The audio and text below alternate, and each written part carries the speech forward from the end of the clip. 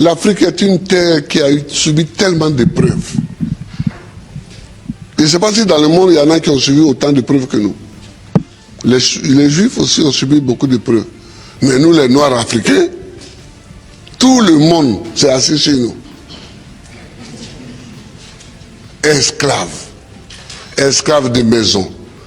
Esclaves de la traite négrière.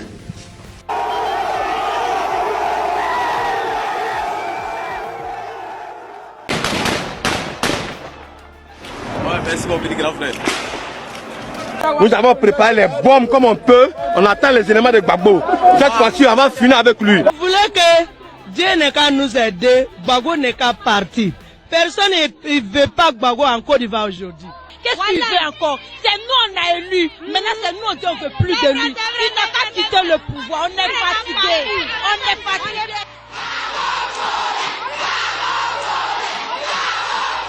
11 avril 2011. Il est un peu plus de 13 heures à Abidjan. Dans les décombres d'une résidence présidentielle éventrée par les roquettes, des soldats découvrent un homme en tricot de corps, hagard, terré dans un bunker depuis des jours. Cet homme, c'est Laurent Gbagbo. Quelques mois plus tôt, il était encore le maître incontesté de la Côte d'Ivoire. Ce jour-là, il n'est plus qu'un fugitif dans son propre palais.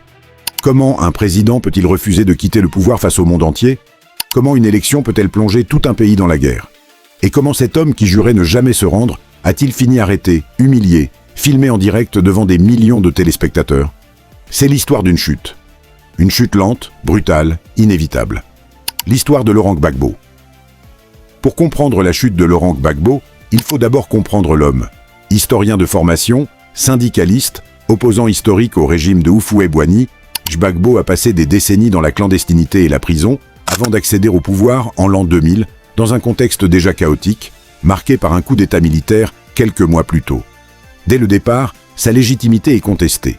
Mais Gbagbo s'accroche. Pendant 10 ans, il traverse une rébellion armée qui coupe le pays en deux, une tentative de coup d'État, des accords de paix jamais vraiment respectés. Il devient un survivant politique, un homme que rien ne semble pouvoir déloger. Mais en Côte d'Ivoire, une promesse pèse sur lui comme une épée de Damoclès, celle d'organiser enfin des élections libres. Année après année, le scrutin est repoussé, 5 fois, 6 fois. Le pays s'impatiente, la communauté internationale s'agace. Officiellement, c'est l'instabilité et le désarmement des rebelles qui justifient ces reports. Officieusement, beaucoup y voient la stratégie d'un homme qui sait que le pouvoir, une fois quitté, ne se récupère pas facilement. Finalement, après des années de tergiversation, la date est fixée. Le scrutin présidentiel aura lieu en 2010. Gbagbo, confiant, se présente pour un nouveau mandat face à son rival de toujours, Alassane Ouattara, ancien Premier ministre et ancien cadre du FMI, lui aussi privé de pouvoir depuis des années. Personne à ce moment-là n'imagine encore ce que ce vote va déclencher. Le 28 novembre 2010, les Ivoiriens votent enfin. Le second tour oppose Gbagbo à Ouattara. Le pays retient son souffle. Mais quand les résultats tombent, c'est le chaos. La commission électorale indépendante proclame Alassane Ouattara vainqueur avec environ 54% des voix. La communauté internationale, l'ONU, la France, les États-Unis, l'Union africaine, tous reconnaissent immédiatement sa victoire. Mais Gbagbo refuse ce verdict. Son camp dénonce des fraudes massives dans le nord du pays, bastion des ex-rebelles. Le Conseil constitutionnel ivoirien, présidé par un fidèle de Gbagbo, invalide alors des centaines de milliers de voix dans plusieurs régions du nord et proclame Gbagbo vainqueur, avec 51% des suffrages. En l'espace de quelques heures, la Côte d'Ivoire se retrouve avec 2 présidents. 2 hommes, tous 2 prêtés serment, tous 2 revendiquant la légitimité suprême. Ouattara s'installe au Golf Hotel d'Abidjan, sous la protection des Nations Unies, pendant que Gbagbo reste barricadé au palais présidentiel, soutenu par l'armée régulière. Le monde entier tranche rapidement en faveur de Ouattara. Les sanctions pleuvent, gel des avoirs, embargo, isolement diplomatique total. La Banque centrale des États d'Afrique de l'Ouest lui coupe même l'accès aux comptes de l'État. Mais Gbagbo tient bon. Dans ses discours, il évoque une conspiration internationale, un complot orchestré depuis Paris et Washington pour l'évincer. Il refuse de céder un centimètre de pouvoir. Ce que personne ne sait encore, c'est que cette crise de légitimité va, en quelques semaines, se transformer en une véritable guerre. Les premières semaines de 2011 sont celles d'un pourrissement méthodique. Dans les rues d'Abidjan, les partisans de Ouattara manifestent, réclamant le départ de Gbagbo. Les forces de sécurité loyales à ce dernier répriment durement ces mouvements. Des dizaines de manifestants sont tués, notamment lors d'une marche de femmes à Abobo, un quartier populaire acquis à Ouattara, où des tirs à l'arme lourde font plusieurs morts. Pendant ce temps, dans l'ouest du pays et à Abidjan même, des milices se forment des deux côtés. D'anciens rebelles, désormais rassemblés sous la bannière des forces républicaines de Côte d'Ivoire, les FRCI, commandés par Guillaume Soro, se préparent à un affrontement armé. En face, Gbagbo mobilise l'armée régulière, mais aussi des milices de jeunes, dont certains à peine adolescents, ainsi que des mercenaires venus du Libéria voisin. Fin mars 2011, tout bascule. Les FRCI lancent une offensive fulgurante depuis le nord du pays et progressent en quelques jours jusqu'à Abidjan, la capitale économique. Ce qui devait être une crise politique se transforme en guerre civile ouverte. Les combats s'intensifient dans les quartiers de la ville, chacun se disputant le contrôle des points stratégiques. Le 31 mars, les forces pro-Ouattara atteignent Abidjan. Gbagbo, retranché, refuse toujours de partir. Le monde entier comprend alors qu'une bataille décisive, la bataille d'Abidjan, est sur le point de commencer. Et cette bataille va tout changer. Début avril 2011, Abidjan devient un champ de bataille à ciel ouvert. Les forces républicaines de Guillaume Soro contrôlent rapidement la majeure partie de la ville, mais deux bastions résistent. Le quartier de Yopougon, fief pro-Gbagbo, où des milices retranchées mènent des combats de rue acharnés, et surtout le quartier de Cocody, où se trouve la résidence présidentielle. Les combats sont d'une violence rare. Dans les rues, les habitants se terrent, pris entre les tirs des deux camps. Les exactions se multiplient des deux côtés. Exécutions sommaires, pillages, règlements de compte. Le monde découvre avec effroi les images d'un massacre à Duékoué, dans l'ouest du pays, où des centaines de civils sont tués en marge des combats. La Côte d'Ivoire, autrefois vitrine de stabilité en Afrique de l'Ouest, sombre dans l'horreur. Malgré cette déferlante, Gbagbo refuse toujours de capituler. Retranché dans sa résidence avec son épouse Simone, ses enfants et une poignée de fidèles, il continue de diriger la résistance depuis un bunker souterrain. Autour de lui, ses derniers soutiens, des unités d'élite, des mercenaires libériens et de jeunes miliciens à peine armés, recrutés dans les quartiers populaires. Certains, selon plusieurs témoignages, n'ont pas plus de 15 ans. Ce qui frappe les observateurs, c'est l'obstination de l'homme. Il a perdu l'élection, perdu la reconnaissance internationale, perdu presque toute la ville. Il ne lui reste qu'un dernier carré. Et pourtant, il s'accroche, convaincu que céder maintenant reviendrait à trahir tout ce pour quoi il s'est battu depuis des décennies. C'est à ce moment que la France et l'ONU basculent d'un rôle d'observateur à celui d'acteur direct du conflit. Officiellement mandatées pour protéger les civils, les forces de la licorne française et de l'ONUCI, la mission des Nations Unies, commencent à frapper les positions lourdes de Gbagbo, ses chars, ses lance-roquettes, les armements qui menacent la population d'Abidjan. Le week-end du 9 et 10 avril, l'opération s'intensifie. Des hélicoptères de combat, des Mi-24 de l'ONUCI et des gazelles françaises pilonnent méthodiquement la résidence présidentielle de Cocody. Un habitant du quartier raconte avoir vu une colonne d'au moins 30 véhicules blindés français avancer vers la résidence, suivis de soldats. La riposte de Gbagbo est immédiate. Ses forces bombardent en retour la résidence de l'ambassadeur de France, un geste de défi ultime. Dans la nuit du 10 au 11 avril, l'assaut final se prépare. Le général Dogbo Blé, fidèle de Gbagbo, fait venir en urgence plusieurs centaines de jeunes miliciens en renfort dans l'enceinte présidentielle. Vers 22 h, un orage éclate sur Abidjan, interrompant brièvement les bombardements. Puis, les frappes reprennent, méthodiques, presque chirurgicales, jusqu'à 4 h du matin. À l'aube, l'état-major français croit le terrain nettoyé. Il se trompe. Gbagbo est toujours là, terré dans son bunker, entouré de ce qu'il reste de ses forces. Le matin du 11 avril 2011, Guillaume Soro lance ses hommes à l'assaut final de la résidence. L'opération est loin d'être facile.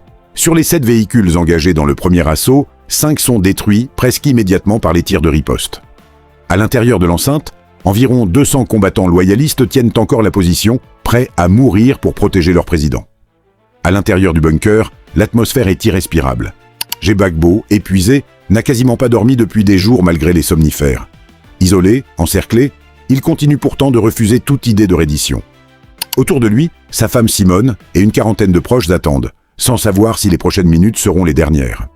Dehors, les forces pro-Ouattara resserrent l'étau.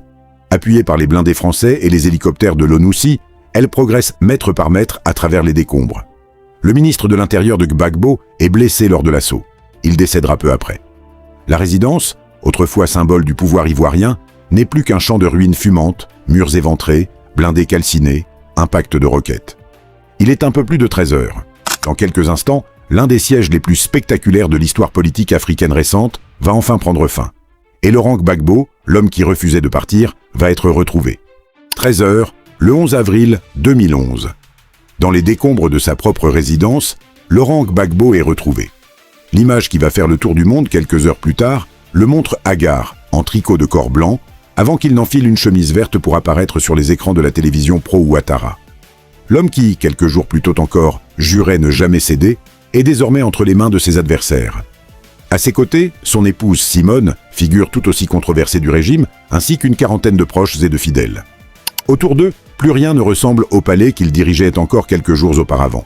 Murs noircis par les impacts de roquettes, blindés calcinés, désordre total dans les appartements présidentiels. Le bunker souterrain où Gbagbo s'était retranché pendant des jours porte, lui aussi, les stigmates des combats. Les circonstances exactes de la capture restent floues et disputées.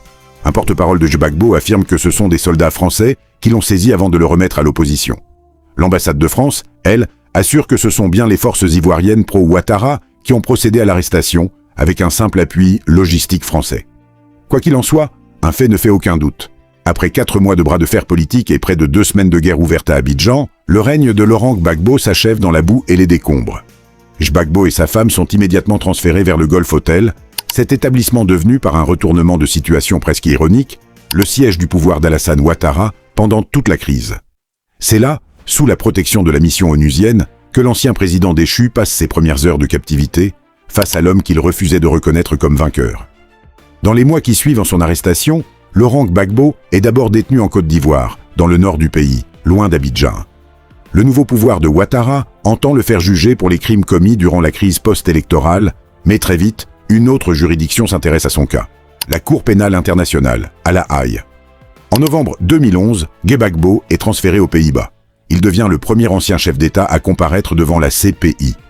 Les charges retenues contre lui sont lourdes. Crimes contre l'humanité, meurtres, viols, persécutions, actes inhumains, tous liés aux violences ayant suivi l'élection contestée de 2010. Pour l'accusation, Gbagbo porte une responsabilité directe dans l'organisation des violences commises par ses partisans pour se maintenir au pouvoir. S'ouvre alors un long feuilleton judiciaire qui va s'étirer sur près de 8 ans. Le procès démarre officiellement en 2016, 5 ans après son arrestation.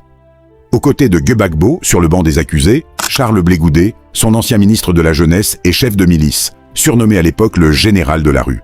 Pendant que le procès s'éternise, en Côte d'Ivoire, le pays tente tant bien que mal de se reconstruire, de panser les plaies d'une guerre qui a fait plus de 3000 morts.